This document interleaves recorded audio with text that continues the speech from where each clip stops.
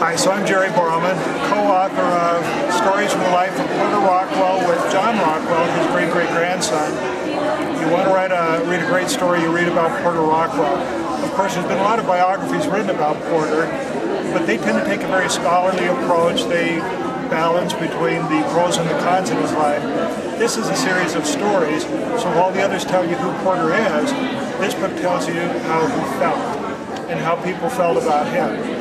The ninth member of the church, baptized the day the church was organized, lifelong friend of Joseph Smith, actually his bodyguard, and when he died, he was the longest living member of the LDS Church, having served both Joseph Smith and Brigham Young. Action, adventure, some very poignant stories from his life. He was given the gift of healing by Joseph Smith. Many people don't know that. He was a very successful businessman, some say the wealthiest man in Utah when he died. Never a polygamist, he had 17 children. He gave each of them a ranch or some other kind of business interest.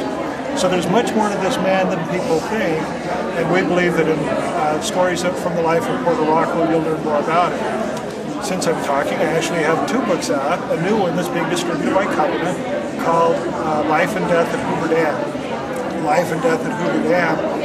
I write historical biography and historical fiction. That's what I'm known for. I like to find great projects that capture the imagination. And in the depths of the Great Depression in the 1930s, nothing was more important to the country than building this dam that would tame the Colorado River and send water to California and Arizona. This is the first, as far as I can tell, fictional book about that, where we create characters who worked in the tunnels, worked on the sides of the mountains, blasting it clean so the dam could be set there. By the time you get done reading it, you'll know everything about Hoover Dam.